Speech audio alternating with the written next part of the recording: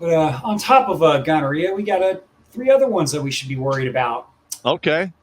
Of course, we already know the gonorrhea is getting us unfixable. But chlamydia and syphilis are also helping out there. Uh-huh. Let's see. Gonorrhea developed the strongest resistance to drugs, but the worries are untreatable. It's about untreatable syphilis and chlamydia come at a time when rates for the three STDs is rapidly rising in the United States, especially among young people ages 20 to 24. And what do people at those ages do? They're dick thinking. I think with their dick, Paul. There you go. According to data published by the CDC in 2014, the most recent year available, cases of chlamydia have increased 2.5%, and gonorrhea 5.1%, and syphilis 15.1%. All right, so let's put all this on a VD scale. So chlamydia is actually gonorrhea light, right? And syphilis is gonorrhea squared. There you go.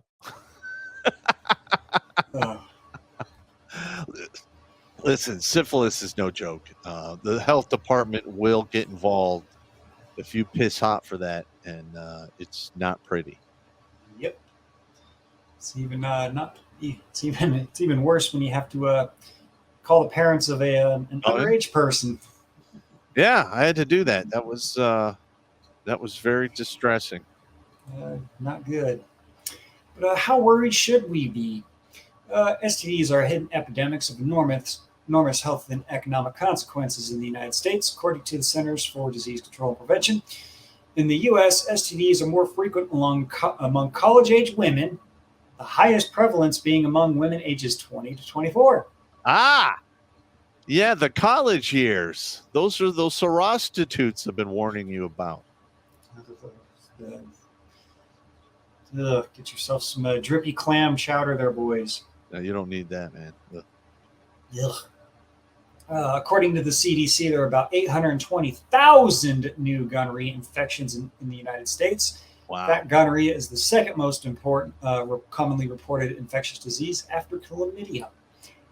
In the past, gonorrhea was successfully treated in several classes of antibiotics, including the ubiquitous penicillin. Over time, however, gonorrhea had developed a resistance to many of them, and now we are down to one recommendation effective class of antibiotics to treat it. Problem doesn't end there. Gonorrhea is even starting to show decreased susceptibility to the last line treatment option. This makes this bacterium a multi-drug resistant organism, which are now often called superbugs. Yep. And you don't want that. I mean, they have a super bug called MRSA, and then they have staph infections, but you get that a lot in the hospital. And if you don't catch that stuff in time, it will rot your body off. Yep. And gonorrhea, let's just face it, it's I believe it falls into the family of bacterium that are related to staph infections. I could be wrong, but yeah. That's nasty shit right there. So nasty. Nasty. But how do the superbugs spread through STDs? This will be wonderful to know. Well, let's start with them. They don't know how it spreads? It spreads just like the legs of the ladies. Yeah, you put your pickle and you dip it in her sauce, and then you take some of that sauce home with you, and it grows and grows until shit starts falling off. You don't need that. Stay away from the secret sauce, gentlemen. Nasty. Let's see. As bacteria gets exposed to more and more antibiotics, they find a way to protect themselves. This is called resistance, and bacteria require it from a random changes in their genetic code or DNA. Once the resistant strain arises, every time an antibiotic is used, it will kill the bacteria without the defense mechanisms.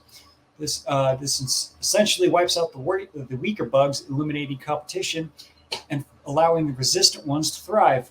Using antibiotics improperly, i.e. not following doctors' recommendations, is one of the main reasons why superbugs spread. And it could be because they use antibiotics in agriculture and they're everywhere now. Yep. Infections caused by these bacteria are hard and expensive to treat. That's what happened with gonorrhea. Now we got the new guidelines here. The WHO develops global norms for standard STD treatment and prevention intended for healthcare professionals. The new guidelines give specific recommendations for the treatment of 3 common STDs, including gonorrhea. They also highlight the importance of taking prompt action. They urge public health and medical communities to work together to monitor antibiotic resistance and develop new treatment options. The WHO states that resistant bugs make "quote unquote" prevention and prompt treatment critical. Yes, they do. Are other treatments possible? The fact that we're going down one effective class of antibiotics to treat the gonorrhea is concerning. Because research to develop new drugs and bring them into the market takes several years, the most important thing we can do now is prevention. Or leave your pecker in your pants. Yep. There you go. Don't Man, mess with 304s. cats MGTOW are dirty. Oh no, better not look. I'll get distracted. There's all kinds of dials and pegs on those, man. Oh man. Dirty. Well, of course. MGTOW is the best chat on the internet. So, what happens if you get yourself an untreatable STD pop? Well, as of today, the current recommendation treatment for gonorrhea is dual therapy, using 2 drugs, a single shot of. So they stack it, right?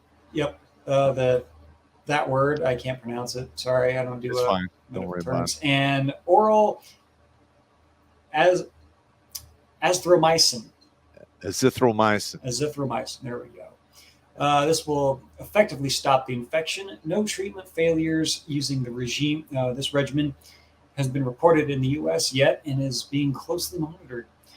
Effective treatment for chlamydia and syphilis has not changed, and no resistance has been reported yet in the U.S. Yet. Getting an STD is not the end. Many STDs are curable, and all are treatable, except for HPV. If either you or your partner is infected with an STD, both of you need to start treatment immediately and avoid getting reinfected.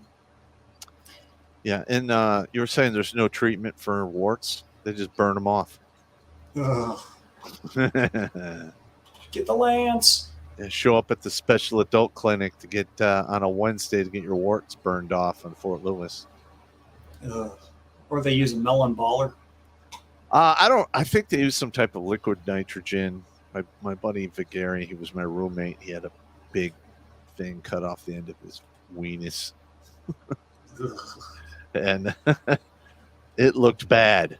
It literally, I saw that. I was like, I'm like, nope, I am not throwing my dick on the crap table anymore because that could be bad. This is bad, right? No, it literally looked like they took a melon baller and cut a chunk out of the end of his penis. Yeah. Oh, no thanks. Trying to save you guys, bro. And yeah. This is when you go in the military, everyone gets this briefing in the beginning, and it's usually incredibly brutal. But I am trying to add a comedic spin to this because I want you guys to learn these lessons and not shut off. Yeah. But just in case you don't know how to prevent to get yourself an STD, number 1, condoms. Use them correctly every time you have your fun time. Mm-hmm. Have fewer partners. Ideally, agree to have only sex with one person who agrees to only have sex with you. Yeah, good luck with that. What's that word? Faithfulness or loyalty? That seems to be exceedingly rare today. Yeah. Yeah. So I think that one's off the table. Yep. Talk to your partner. Talk with your sex partner about STDs and staying safe before having sex. But this one right here, this should be the first thing that you do is get tested. Make sure you both get tested. Know for sure neither of you have an infection. Here's another strategy.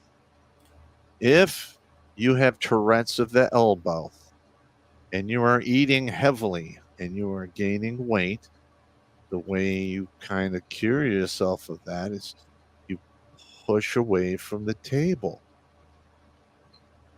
Well, it's the same thing with bad poon. Push away from the pussy.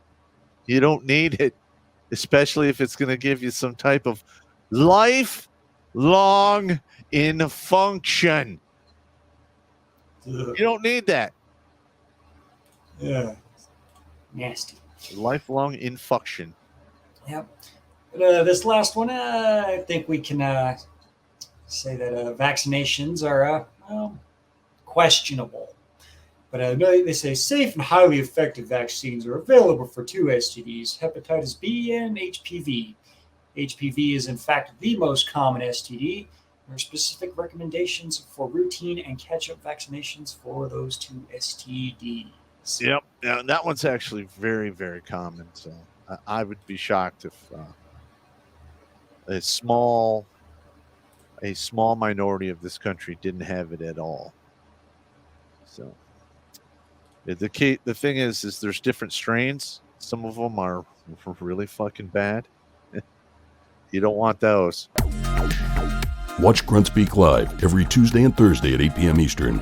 And if you want to join Pop for Supporters Sundays, go to redonkulous.com/donate and make a monthly pledge. A link is in the Meat Gazer box.